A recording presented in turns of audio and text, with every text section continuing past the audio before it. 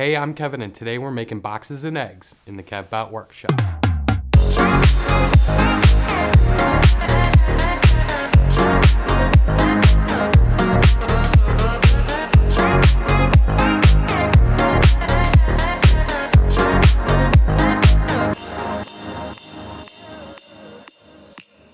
Welcome back to the Kevbotworkshop. Today I'm going to show you how I made this recipe box complete with box joint inlay and mitered corners with splines. As a bonus project, I'm going to show you how I made this wooden egg without the use of a lathe. These two pieces were made for Katie, or MrsRuvi as she is known over on Twitch. Katie is a food streamer that cooks on Twitch 3 times a week, and myself and other members of the community hang out and have fun. I'm a fan of MrsRuvi's stream and she's a fan of my channel, so when she requested a recipe box, I thought I could whip something up for her. So let's just jump right into it. For this project, I am using some leftover maple and purple heart wood. Just like all projects, I started by preparing the wood. I needed to cut a part of the maple off for the egg before I could start working on the sides.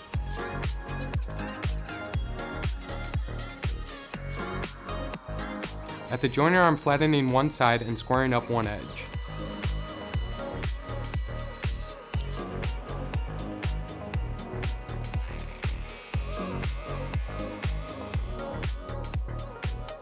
Earlier I showed there was a twist in the purple heart, so I cut it in half at the bandsaw to save some of the material.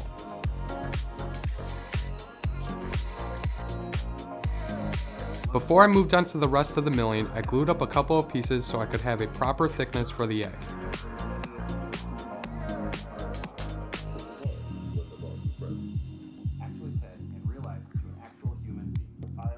At the thickness planer, I can flatten the other side of the boards and make them parallel. Since the maple board is pretty thick, I'm resawing it down over at the bandsaw. And since I'm surfacing both sides, all I have to do is send them through the planer one more time to get rid of the mill marks and bring them down to their final thickness.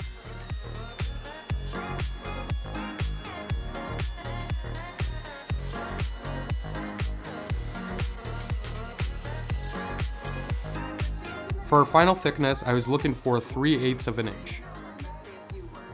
Now I can start marking for all the cuts I need to make. This part here I will use for the top, but I can take some of this off for the sides.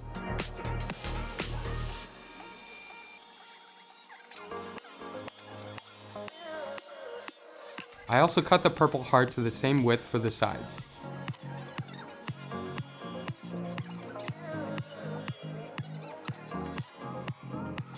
When I'm doing a lot of my woodworking, I will have some sort of content on in the background, and Katie's stream is great. Shush! I'm explaining it to somebody who doesn't know you guys. Calm down. She's such a delight. Now I can get started on the box joint inlays. Typically a box joint or a finger joint is used as a joint to join two boards together, but today this is going to be used as an accent. To cut the slots for the fingers, I am inserting my dado set to the desired thickness. Here I'm making a little jig that Steve Ramsey over at Woodworking for Mere Mortals showed how to space your finger joints.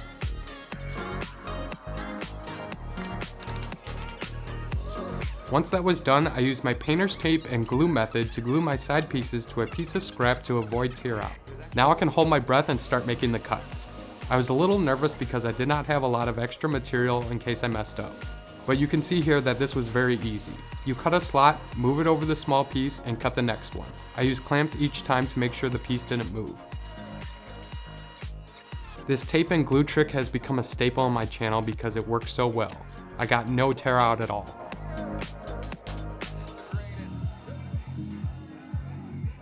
For the purple heart inlay, I had to create the opposite finger so it could fit. All you do is flip over the matching board and line up the next one to continue the same process.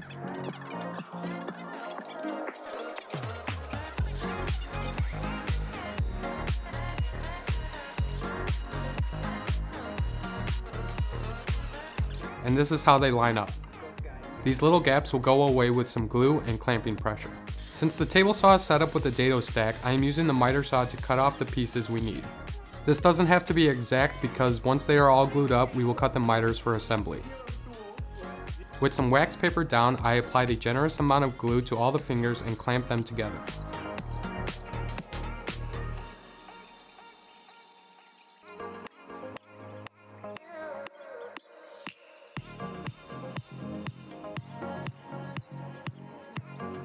I then rubbed in some maple sawdust to fill up any little gaps there may be. While those are drying, let's switch over to making the egg, but let me explain why I'm making this egg. The egg is sort of a mascot over on MrsRuvi's channel. Everyone who is part of her community is known as a good egg, and this is one of the emotes we use in chat.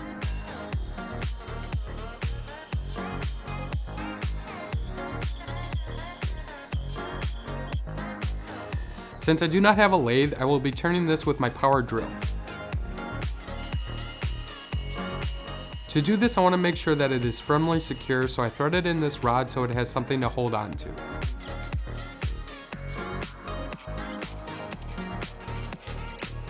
Once the threading was cut into the wood, I can cut the excess off the rod and the hex off the end so I can fit it into the drill.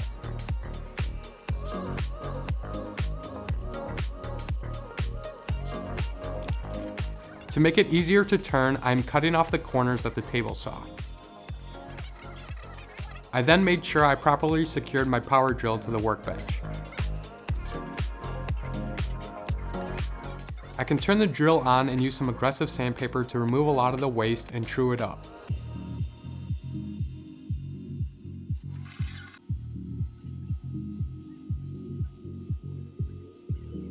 I used a marker to check my progress.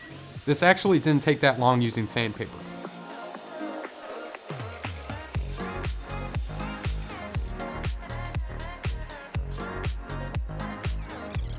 Once I trued up the blank, I could start shaping the egg.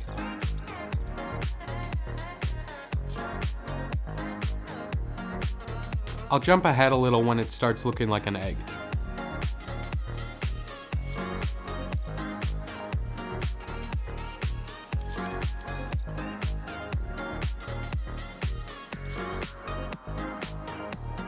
The aggressive sandpaper will leave a lot of marks on the piece, so I worked up through the grits to get a smoother surface. I spent a decent amount of time with each grit to remove the previous grit's marks. To carve the face, I used a Dremel tool for the first time, and it took me a little bit to get used to the different bits. And I think with a little more practice, I can get pretty good at it.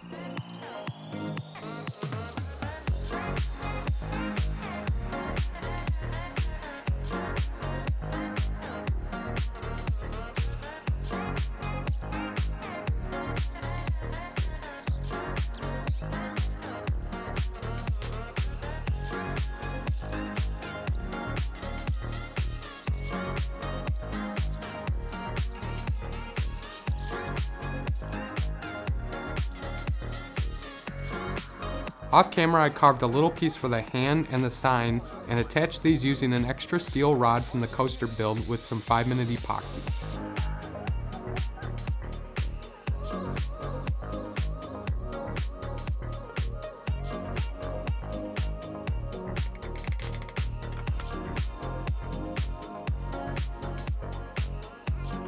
With the egg pretty much done, we can get back to the box. I temporarily attached a straight edge to the side so that I can send them through the table saw on a flat edge.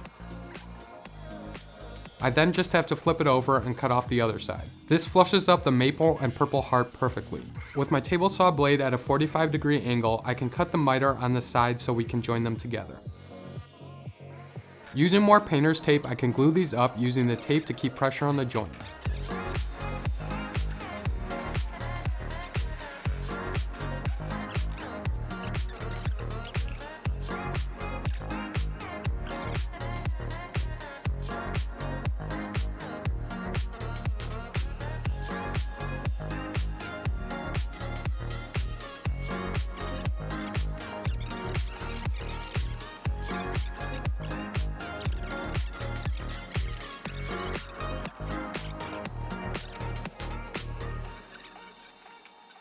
Now miter joints aren't very strong because it is an end grain to end grain connection. To reinforce them, I am putting in some splines. These splines are thicker so it can go with the look of the box. I made the slots for the splines with this table saw jig and my dado set. I planed down some of the extra maple until it was a nice fit and cut them apart at the bandsaw.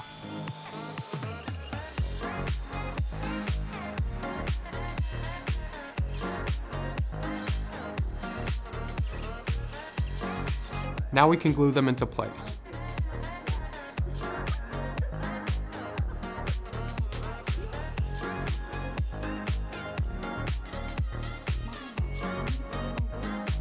I used my Japanese pole saw at first to cut off the excess, but it was quicker work at the bandsaw.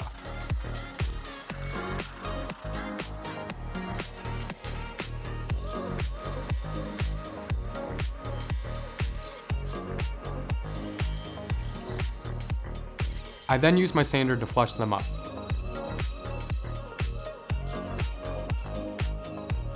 I need a flat surface to attach the top and bottom, so I rubbed it over some sandpaper to make it flat.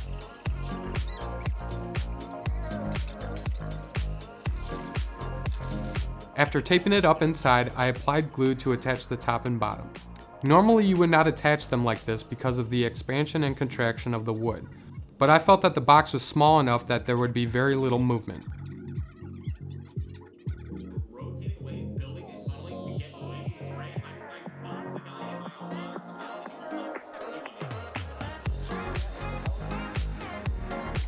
Once they were dry, I can come back with a flush trim bit and my router to remove the excess.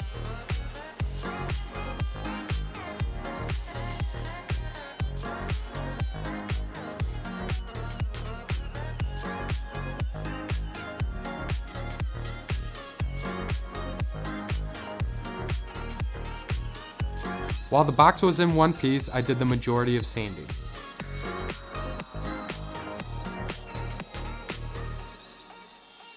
I was worried about cutting off the lid. I decided to use my pull saw again as I thought I would have the most control, and this proved to be not that scary. While taking my time, I was able to stay on the line and get this nice angled opening I was looking for.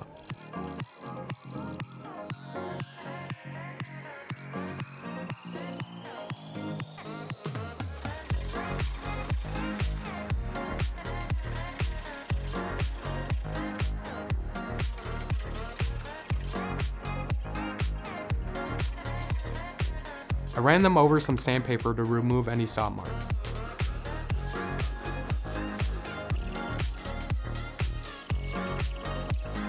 Now for the final pieces to bring it all together. I used these small hinges from Rockler and used a small magnet to keep the box closed when the lid was down.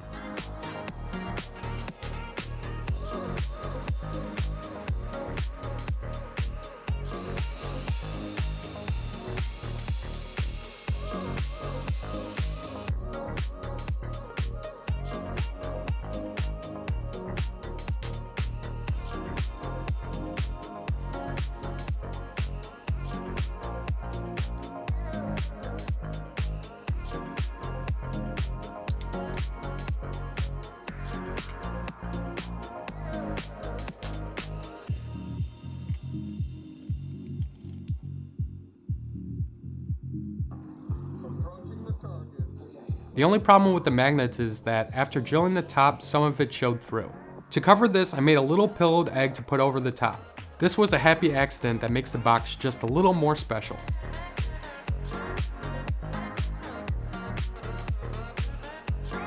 For finish, I gave spray lacquer a try for its ease of use and drying time.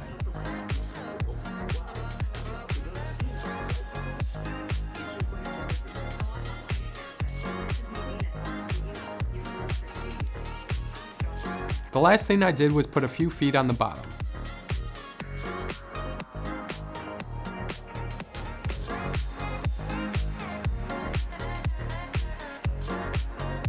While this project seems like a lot of work, it was really fun to work out all the steps.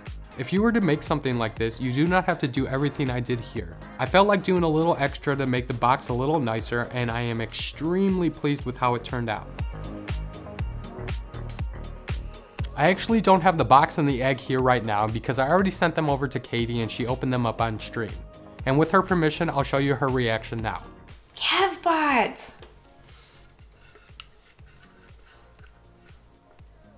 Kevbot, look at the little knob. It's an egg. It's an egg, Kevbot. Oh my gosh. Guys, look at this box.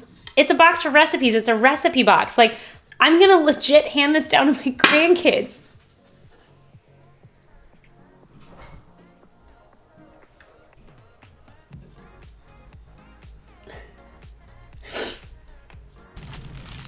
Kevbot.